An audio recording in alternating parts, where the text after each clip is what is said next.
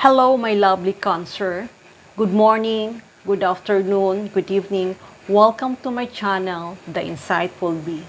Sa hindi pa nakapag-subscribe ng aking channel, huwag kalimutan i-click ang notification button at mag-subscribe sa aking channel para sa mga bagong videos at updates. So ngayon guys, sisimulan na natin ang pagbabasa sa zodiac sign na Cancer.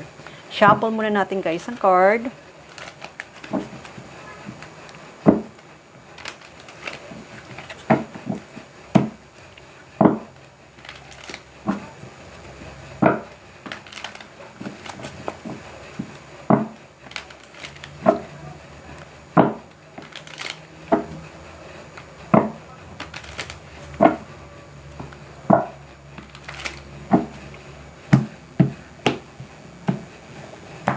Okay, Cancer.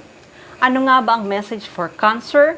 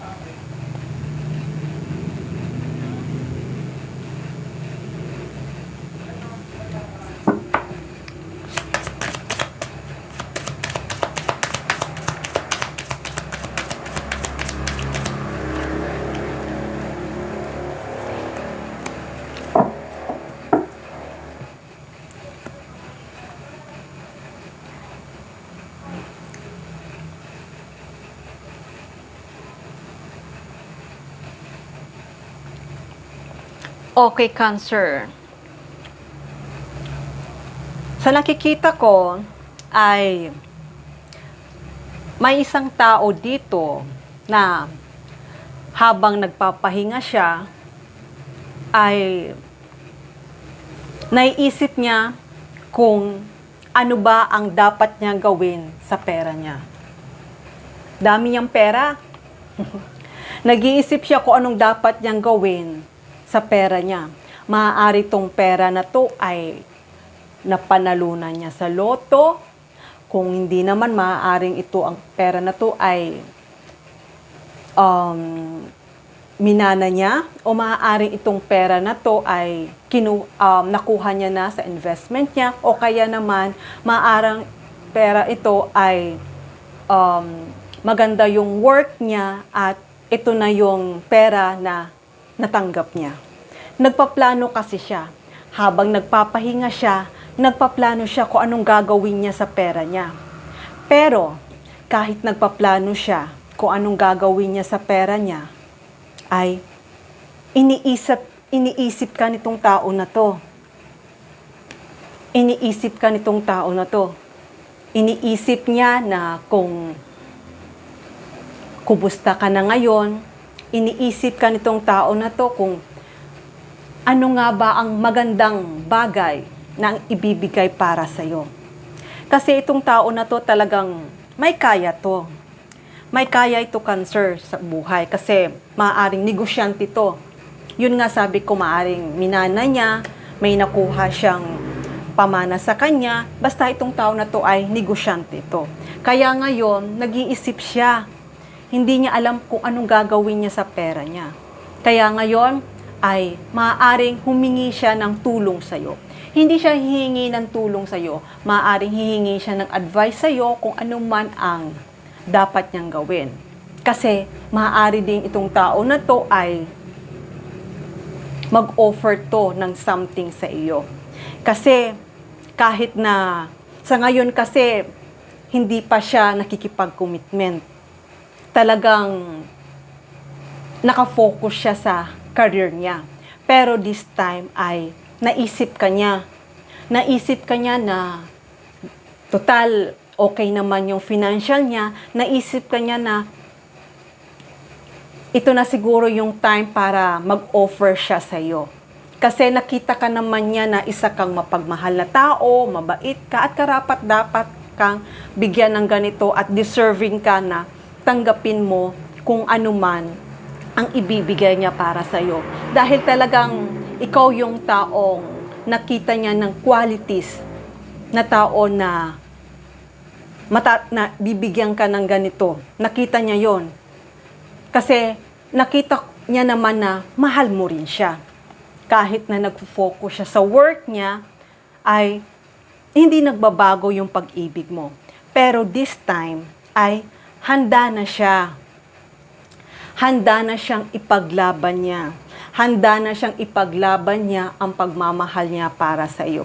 Kahit na maraming taong against sa relasyon niyo, kasi nga, di ba, may kaya nga siya, at saka may business siya, pero itong tao na to ay willing tong ipaglaban ka niya. Kahit ano ay gagawin niya.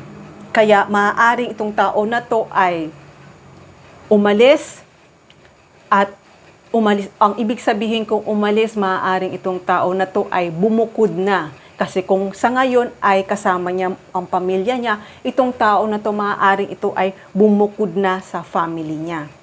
Kasi gusto niya na makasama ka niya, gusto niya naman na kayong dalawa ay magkaroon ng pamilya. Kaya ngayon talagang pinag-iisipan niya ng mabuti.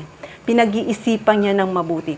Kahit nasasaktan siya sa mga pinagdadaanan niya, dahil nga marami nga siyang naririnig, maaaring may maririnig siya about sa'yo, pero alam niya pa rin na nandiyan ka pa rin, hindi ka pa rin nagbabago. Alam niya na strong ang relationship niyo. Kahit nasasaktan siya sa mga, kasi nga 'di ba sinabi ko na maaaring may mga taong against para sa iyo, pero handa pa rin diyan, nandiyan pa rin siya.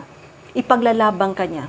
Kahit nasasaktan siya, talagang alam naman niya na ang lahat ng niya pagkatapos niya, itong sakit na nararamdaman niya, alam niya ay mag-i-end din.